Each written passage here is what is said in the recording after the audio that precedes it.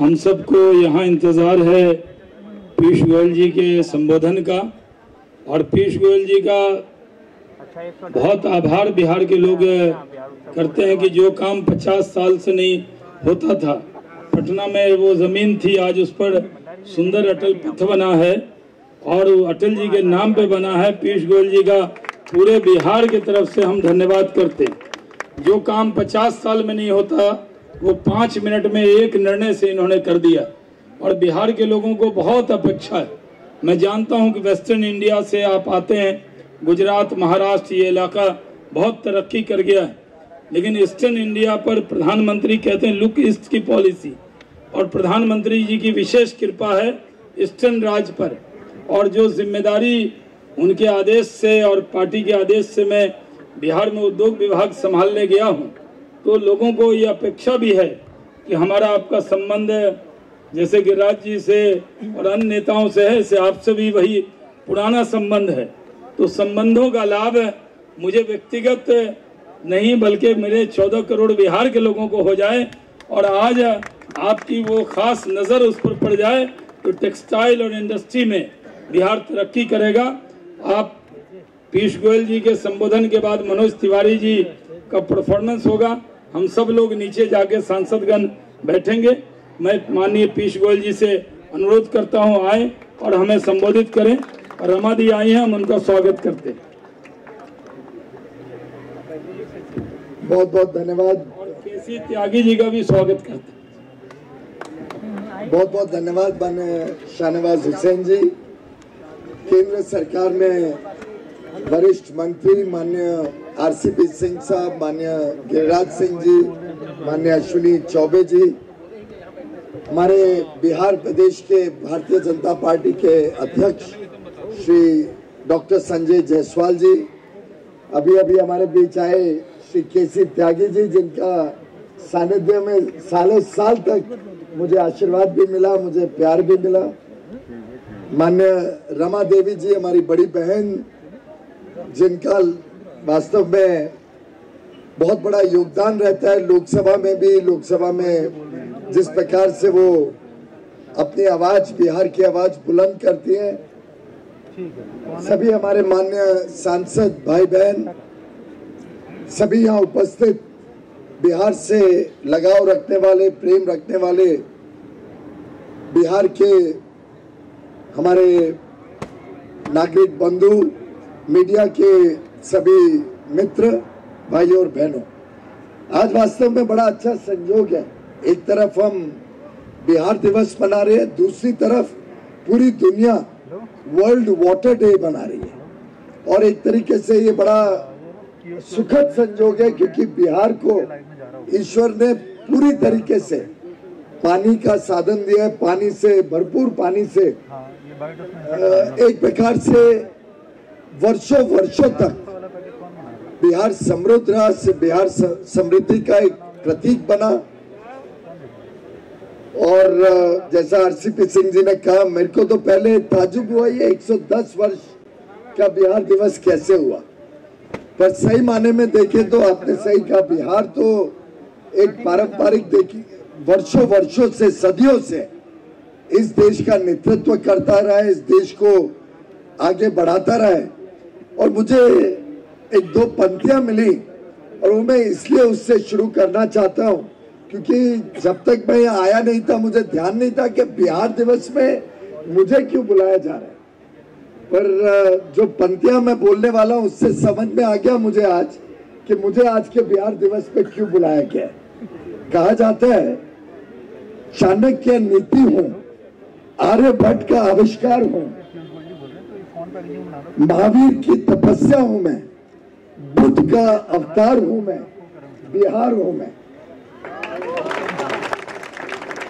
और अब मुझे ध्यान में आया, मेरा भी माथा थनका 2+2 के गिरिराज जी भी वही बात कर रहे हैं, सिंह साहब भी वही बात कर रहे हैं, शाहनवाज जी भी वही बात कर रहे हैं। तो ये मुझे आज इसलिए बुलाया गया है कि अब जल्द से जल्द मैं भी कुछ और 4 कदम आगे बढ़ूं, और उद्योग आए, टेक्सटाइल में के क्षेत्र में वृद्धि हो, वहां पे किस प्रकार से नई नौकरियों का साधन बने, लेकिन इसके लिए मुझे यहाँ बुलाने की भी आवश्यकता नहीं थी। माननीय प्रधानमंत्री जी ने 2014 में जब हमारी सरकार केंद्र में आई, हम सभी मंत्रियों को एक निर्देश दिया था कि वर्षों वर्षों तक जो पूर्वी भारत, उत्तर पूर्वी भारत, पूर्वांचल जिस प्रकार से वंचित रहे विकास से, हमें उसे बदलना है और ये हम सबकी सामूहिक जिम्मेदारी रहेगी। आपने कहा कि लुक ईस्ट पॉलिसी, प्रधानमंत्री जी ने लुक ईस्ट नहीं कहा है, एक्ट ईस्ट कहा है कि हमें निर्णायक निर्णय लेने हैं, हमें काम करना है जिससे पूर्वी भारत का और विशेषकर उसमें बिहार भी आता है, झारखंड भी आता है, पश्चिम बंगाल भी आता है, हमारे 8 नॉर्थ ईस्ट के स्टेट्स आते हैं जो वंचित रहे विकास से वर्षों वर्षों तक, और हम सबकी जिम्मेदारी है, हम पूरी तरीके से उस काम में लगे हुए हैं। मुझे याद है बिजली मंत्री के नाते भी मेरा वहाँ पे कई बार आगमन रहा, कई प्रोजेक्ट्स वहाँ पे हमने सिर्फ शिलान्यास नहीं, शिलान्यास तो बहुत कार्यक्रमों के किए, लेकिन भूमि पूजा भी की, पावर प्लांट की भी भूमि पूजा की थी, एक रेलवे के साथ जॉइंट वेंचर में पावर प्लांट भी पूरा किया। और माननीय नीतीश जी ने तो एक कार्यक्रम में सिर्फ एक अनुरोध किया था कि पटना में रेलवे की बहुत बड़ी जमीन है, जमीन के कायदे कानून के हिसाब से शायद 3-4 हजार करोड़ से कम में हम दे नहीं पा रहे थे, लेकिन समझदारी से रास्ता निकाला गया। और मुझे बड़ा आनंद है जब मैं सुनता हूं कि आज बिहार, पटना में जो देश का शान है, पटना साहिब के बारे में तो जितना कहें उतना कम है, उसमें आज अटल पथ पूरी तरीके से फैल गया है। आज के इस कार्यक्रम के भी जब मैं अंदर आ रहा था, मैं देख रहा था किस प्रकार से बिहार के अन्य अन्य कारीगरों की, हस्तशिल्पकारों की जो आज यहाँ पे डिस्प्ले किया गया, अलग अलग उनका काम जो देखने को मिल रहा है, वास्तव में बिहार की जो क्षमता है वो अभी तक पूरी तरीके से देश ने और दुनिया ने पहचानी नहीं है, लेकिन परिस्थितियां बदल रही हैं। आज आपके यहाँ से जो लीची जाती है, आपके यहाँ से जो आम की वैरायटीज जाती है, वो आज दुनिया भर में पहुंच रही है। किसान रेल भी शुरू की गई थी जिसका लाभ पूरी तरीके से बिहार ले रहा है। तो मेरा मानना है कि अन्य अन्य योजनाओं से अब बिहार में प्रगति पहुंच रही है, बिहार का विकास हो रहा है। अलग अलग जो बिहार के रीजन्स है, चाहे वो मगध हो, चाहे मिथिला हो, चाहे अंग हो, और ये सबका हमारे पुराने वेद में और रामायण में इस सब का जिक्र होता है। इन सब के इलाकों का तेज गति से कैसे विकास हो, इसके प्रति केंद्र सरकार और राज्य सरकार डबल इंजन के रूप में काम कर रही है और विकास के लिए प्रतिबद्ध है। आपने मौर्यन एम्पायर का भी जिक्र किया, शायद सिंह साहब ने किया। वास्तव में मौर्यन एम्पायर हो या गुप्ता एम्पायर हो, इन सब ने जो विस्तार देखा था, कहां तक इनका प्रभाव था और किस प्रकार से उन्होंने देश को एक प्रकार से समेटा था, जिस प्रकार से उन्होंने देश को एक सूत्र में बांधा था और देश का जो प्रभाव कितने बड़े क्षेत्रफल में पहुंचाया था, अपने आप में ये हम सबके लिए बहुत गौरव की बात है। और जो आज का आधुनिक भारत है, उसकी जो नींव रखी गई, मैं समझता हूँ वो नींव उस वर्ष, चाहे वो मौर्यन एम्पायर हो, गुप्ता एम्पायर हो, इन सब ने इस आज के भारत के विशाल रूप की नींव उस समय रखी थी। बिहार ने तो हमें वास्तव में भगवान बुद्ध भी दिए, भगवान महावीर भी दिए। और मैं स्वयं, मुझे लगता है मेरे कई मित्रों को जानकारी नहीं होगी कि मैं भी मेरी माँ के परिवार की तरफ से जैनी हूँ, तो मेरे ऊपर तो आपका विशेष अधिकार वैसे ही बन जाता है। माता सीता भी तो बिहार से ही आई थी, तो एक प्रकार से मुझे भी अपने आप को एक बिहार से एक विशेष लगाव लगता है, एक विशेष जुड़ाव भी लगता है। और मैं आप सबका ऋणी हूं कि आपने सिद्धार्थ भी दिए जो आगे चल के भगवान बुद्ध बने, आपने महावीर भी दिए जो हमारे तीर्थंकर हैं जैन धर्म के। तो एक प्रकार से आपके दिए हुए विरासत इस देश को सदियों तक आगे और इस देश के प्रभाव को विश्व भर में पहुंचाने में एक बहुत अहम भूमिका निभा रहे हैं। आज बुद्ध धर्म देखें तो कितना बड़ा उसका विस्तार हुआ है पूरे विश्व में। और मैं समझता हूं आपने सही कहा कि वैशाली से शुरू हुआ था लोकतंत्र की प्रक्रिया। आखिर पहली बार वज्जी बोलते हैं उसको, वज्जी चलाया जाता था एक संघ के रूप में, और वहां से पहले बीज बोए गए थे डेमोक्रेटिक इंस्टीट्यूशंस के। महात्मा गांधी जी ने भी चंपारण का पूरा जो सिविल डिसोबीडियंस का मूवमेंट चलाया 1917 में, वो भी चंपारण बिहार से चला। इमरजेंसी के खिलाफ जो लड़ाई लड़ी गई, मैं समझता हूं एक टर्निंग पॉइंट था भारत के इंडिपेंडेंट इंडिया के इतिहास में। और वो टर्निंग पॉइंट अगर उस समय भारत रत्न जयप्रकाश नारायण जी वो आंदोलन नहीं चलाते तो मैं कल्पना भी नहीं कर सकता हूं कि भारत का क्या हाल होता। भारत में 1975 के बाद जो हालत थे, हमारे लाखों कार्यकर्ता नेता, बड़े बड़े नेता जेल में थे। उस समय जो लड़ाई भारत रत्न और हम सबके लोकनायक जयप्रकाश नारायण जी ने लड़ी थी और जिसका नेतृत्व बिहार ने किया, जिसमें विशेषकर विद्यार्थियों को उन्होंने जोड़ा था, और विद्यार्थी मूवमेंट जो वहां से शुरू हुआ उसमें कई सारे हमारे आज के नेता भी उसी समय निकले थे, शायद नीतीश जी भी उसी समय निकले थे, हमारे अश्विनी चौबे जी, हमारे रविशंकर प्रसाद जी, सुशील मोदी जी।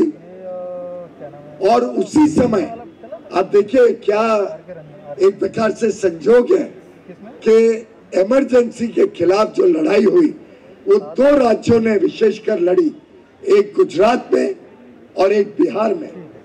और आज गुजरात और बिहार मिलके एनडीए देश को और बिहार को तेज गति से आगे लेके जा रहे हैं। प्रधानमंत्री नरेंद्र मोदी जी का भी विशेष लगाव रहा है बिहार से, जैसा अभी अश्विनी जी ने बताया कि उन्होंने सबसे पहले बिहार दिवस अगर बाहर किधर मनाया गया तो माननीय नरेंद्र मोदी जी के नेतृत्व में, उनके सानिध्य में, उनके आशीर्वाद से बिहार दिवस को देश भर में प्रसिद्धि मिली। और मुझे तो वास्तव में बिहार की संस्कृति का अनुभव तब हुआ जब मैंने रेलवे स्टेशंस पर जो मधुबनी की पेंटिंग्स देखी, जिस प्रकार से सुंदर बनाया गया अलग अलग स्टेशन को बिहार के, और वो स्वयं वहाँ के शिल्पकारों ने, वहाँ के कारीगरों ने किया। 1 रुपए पैसा नहीं लिया, मुफ्त में स्टेशनों की सुंदरता को बढ़ाने का काम जिस प्रकार से हमारे वहाँ के भाई बहनों ने किया, वो अपने आप में एक हम सब के लिए बहुत गर्व की बात है। उल्टे मधुबनी स्टेशन तो आज विश्व भर में भी एक प्रकार से माना जाता है कि अर्बन स्पेस ट्रांसफॉर्मेशन का एक प्रतीक बना, और एक ओपन एयर आर्ट गैलरी वहां पे बनाई गई। आप सब ने टेक्सटाइल पार्क की बात की है, हमें आपकी एप्लीकेशन भी प्राप्त हुई है। अलग अलग राज्यों ने अपनी अपनी एप्लीकेशंस दिए, उसको हमने चैलेंज रूप में रखा था कि सभी राज्य बताएं कि वो किस प्रकार से वस्त्र क्षेत्र को, टेक्सटाइल के क्षेत्र को प्रोत्साहन देंगे, जमीन दें, जमीन सस्ती दें, बिजली सस्ती दें, आगे 10, 15, 20 वर्षों तक वहाँ पे सुविधाएं क्या मिलेंगी जिससे टेक्सटाइल इंडस्ट्री वहाँ अट्रैक्ट हो, किस प्रकार से लेबर कोड्स वहाँ पे इम्प्लीमेंट हो जिससे लेबर लॉज ऐसे बनाए जाए कि हमारे कामगारों को भी पूरी तरीके से सुरक्षित रखा जाए, और नए रोजगार के साधन उत्पादन करने के लिए भी एक प्रकार से उद्योग को वहां पे हम आकर्षित करें। तो इन सबको मद्देनजर रखते हुए पूरी पारदर्शिता के साथ टेक्सटाइल पार्क्स का घोषणा की जाएगी और अवश्य रूप से जो बिहार ने भी प्रपोजल रखे हैं उस पर पूरी अच्छी तरीके से स्टडी होगी। और मेरी उम्मीद है कि अगर आपने अच्छा प्रपोजल दिया है तो अवश्य रूप से आपको वहां पे टेक्सटाइल पार्क भी मिलेगी। लेकिन मेरा आपसे अनुरोध है कि देश भर में आप थोड़े रोड शोज करें। मैं आपको ये भी कहता हूं कि अवश्य रूप से पूर्वी भारत का तेज गति से विकास हो, ये माननीय प्रधानमंत्री जी हम सबको हर बार कहते हैं और उस प्रकार उस रूप में बिहार को हम उस संवेदना के साथ देखेंगे कि वर्षों तक बिहार में उद्योग नहीं आ पाए, तो उसको मद्देनजर रखते हुए इसका निर्णय करेंगे। और बिहार में तो बहुत सारी संभावनाएं, वास्तव में पीछे मुझे जब मालूम पड़ा कि आपके एक उद्यमी ने, प्रवीण चौहान नाम था उनका, प्रवीण चौहान ने बोध गया मंदिर के जो फूल होते हैं उन फूलों का नेचुरल डाई बनाने का काम किया और आज वो नेचुरल डाई विश्व में प्रसिद्ध हो गए। तो ऐसे बिहार की संभावनाओं को कभी कम नहीं समझे। आज फैशन टेक्सटाइल्स में प्रवीण चौहान की बनाई हुई डाइज जापान तक में इस्तेमाल होती है। तो बिहार की तो अद्भुत ताकत है, बिहार के लोगों में बहुत सारी क्षमताएं भी हैं। पर सिंह साहब ने वो कहा जो मैं नहीं कह सकता हूं, कल मेरी वहां पे आलोचना ना शुरू हो जाए। पर सिंह साहब मैं आपकी बात से अपने आप को एसोसिएट करता हूं, पूरी तरीके से जोड़ता हूं। क्यों रमा देवी जी, ठीक है ना, कि भाई हमें अभी ये सरकारी नौकरी से के मानसिक दबाव से निकलने की आवश्यकता है। बिहार के एक व्यक्ति में इतनी क्षमता है कि वो विश्व प्रसिद्ध काम कर सकते। बड़े बड़े नई खोज बिहार से निकली, आखिर नालंदा और ऐसे बड़ी बड़ी प्रसिद्ध यूनिवर्सिटीज जहाँ हो, तक्षशिला जहाँ पे रहा हो। मैं समझता हूँ कि अब हमें बिहार के हमारे युवा युवती भाई बहनों को भी एक नए रूप से आगे बढ़ने के लिए प्रोत्साहित करना चाहिए। नई एजुकेशन पॉलिसी जल्द से जल्द वहां लागू हो, जिससे लोगों को वोकेशनल ट्रेनिंग, स्किल डेवलपमेंट में हम आगे और तेज गति से लेके जा सके। वैसे एक खुशी की बात है, आज स्टेट की जो प्रगति हो रही है, जो जीडीपी है स्टेट की, वो तेज गति से बढ़ रही है। और मेरा विश्वास है कि आगे चल के जिस प्रकार से स्वास्थ्य के क्षेत्र में, शिक्षा के क्षेत्र में, चिकित्सा के क्षेत्र में अच्छा काम हुआ है, जिस प्रकार से भागलपुरी जर्दालू आम आज पूरे विश्व में जा रहे हैं, जिस प्रकार से हर डिस्ट्रिक्ट में आपने आइडेंटिफाई किया है कि निर्यात के क्या प्रोडक्ट्स होंगे, भागलपुर का सिल्क, सीवन के दवाइयाँ, जिस प्रकार से समस्तीपुर की बाम्बू के वस्तु या मुजफ्फरपुर की शाही लीची या लाहती आज पूरे विश्व में जा रही हैं।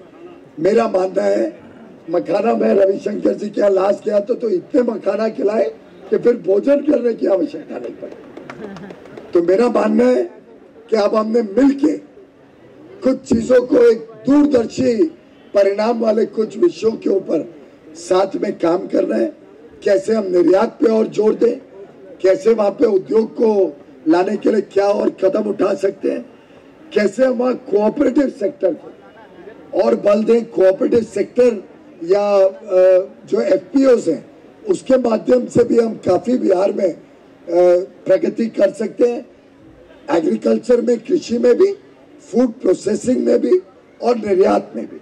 तो अगर हम सब मिलकर काम करते हैं तो जैसे बरौनी जैसे पुराने अपने औद्योगिक क्षेत्र हैं या औद्योगिक शहर है, उसमें क्या और काम करने की जरूरत है, कैसे सेकेंड ग्रीन रेवोल्यूशन हम पूर्वी भारत से शुरू कर सकते हैं, कैसे वाटर मैनेजमेंट में हम क्या काम करें।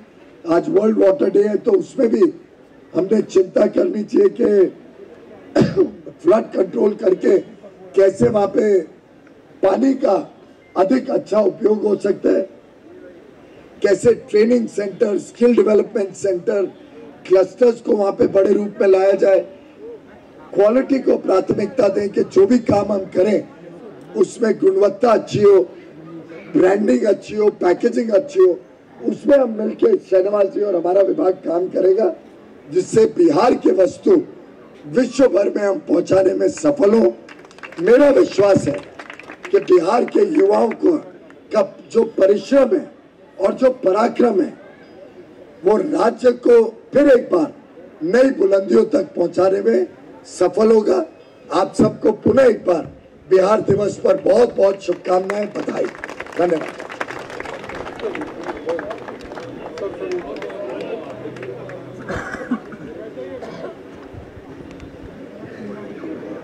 कार्यक्रम के मुख्य अतिथि आप सभी को संबोधित कर रहे थे। आपका बहुत बहुत धन्यवाद करते हुए हम हमारे सम्मानित अतिथियों से निवेदन करते हैं कि अगली श्रृंखला को खाली कर दे और कार्यक्रम के उद्घाटन सत्र के धन्यवाद के लिए हम आमंत्रित करते हैं प्रधान सचिव उद्योग विभाग श्री संदीप पौंड्रिक जी को।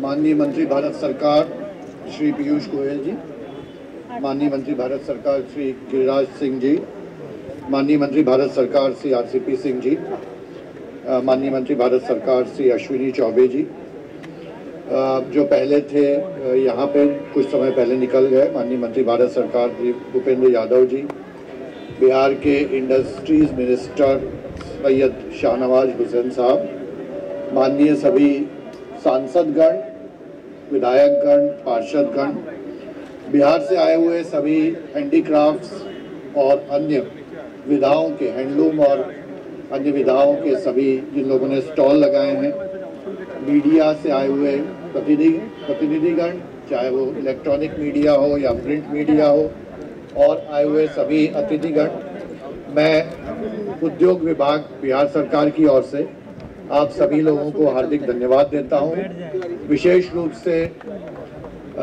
जो माननीय मंत्रीगण आए हैं, उन्होंने अपने व्यस्त समय से समय निकाला इस कार्यक्रम के लिए और बिहार के इस उत्सव में वे शामिल हुए। इसके लिए मैं उनको धन्यवाद देता हूं और सभी लोगों को मैं बहुत बहुत धन्यवाद देते हुए अब हम लोग आगे कार्यक्रम की ओर बढ़ते हैं। धन्यवाद।